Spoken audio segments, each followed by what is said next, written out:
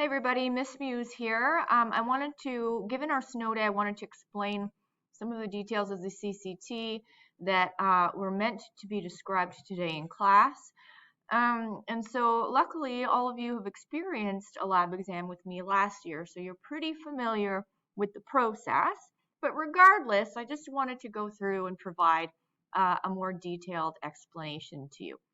So just a reminder, as I indicated last week, our lab exam date is this Friday, January 19th, so 2 days from now. So in grade 11 biology, we're going to have 9 stations, similar to how we had in grade 10. And it will be a bell ringer, and so you're going to be moving through the stations and having a certain amount of time allotted to each station.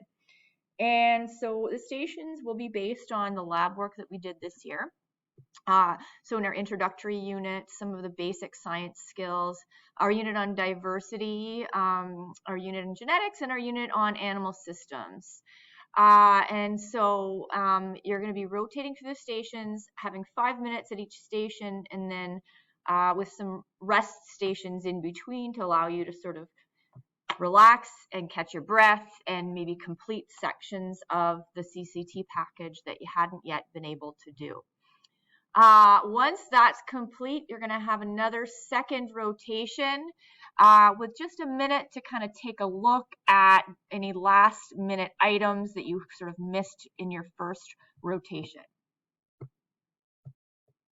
So as is indicated in the document, this document you have, by the way, it's been posted to Google Classroom. I'm going to recommend that you review these particular topics here because they will likely be the subject of your stations for the lab exam. So for instance, some dissection tools, right? What are they? Why do we use different dissection tools? Microscope drawings. So, some of the basic principles that we use when we're creating a drawing using a microscope. So you're going to want to look at that microscope lab that we did at the very beginning of the year, looking at field of view and so on.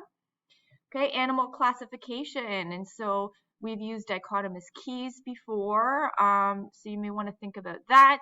You may also want to just generally think about also phylogenetic trees and so on. And we did a little lab activity on dichotomous keys, so I would recommend that you review that. Okay, so plant anatomy and classification. And so we talked about various classes of plants, various different types of plant classifications, right? So like, for instance, angiosperms, gymnosperms. We looked at bryophytes, and we looked at our non-vascular plants with that are seedless. Sorry, vascular with seedless. We also looked at monocots and dicots and did a lab on that. So those would be some suggestions for you. So here we see dichotomous keys.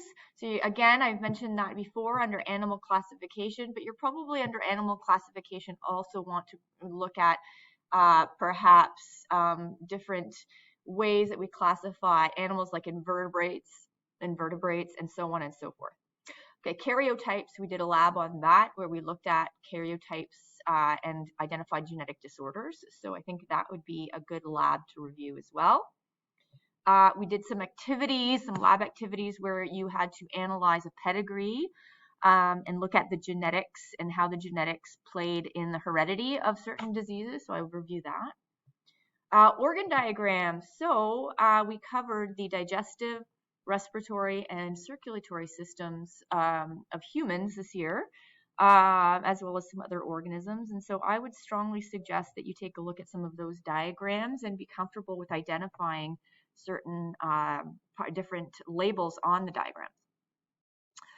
Lastly, there's going to be a station on mammal internal anatomy. And so we have yet to do our pig dissection. That will happen tomorrow in class. And so this will look a lot like the frog dissection that we did last year. And mammals typically have a very similar sort of body plan. And so I think you'll find this station to be fairly fresh and fairly straightforward for you. And so we'll be reinforcing and reminding you of internal anatomy of mammals in tomorrow's pig dissection. So of course, tomorrow will be an opportunity in class for you to ask more questions if there's any of this that is not clear to you. But I thought I'd give you a little bit more time to think about what those questions might be by posting this. And I also wanted to just highlight, but we have talked about this in class, but I just wanted to reiterate to you that, there is no, second opportunity to complete a lab exam. The lab exam is going to be done on the day of because the setup is quite extensive. So if you're not able to be present on the day of the lab exam, that's not an issue. Some of us have things going on, even though this was, highlighted some time ago and scheduled. If you're not able to make it, then understand that your written exam will be weighted at 30% instead of 20%.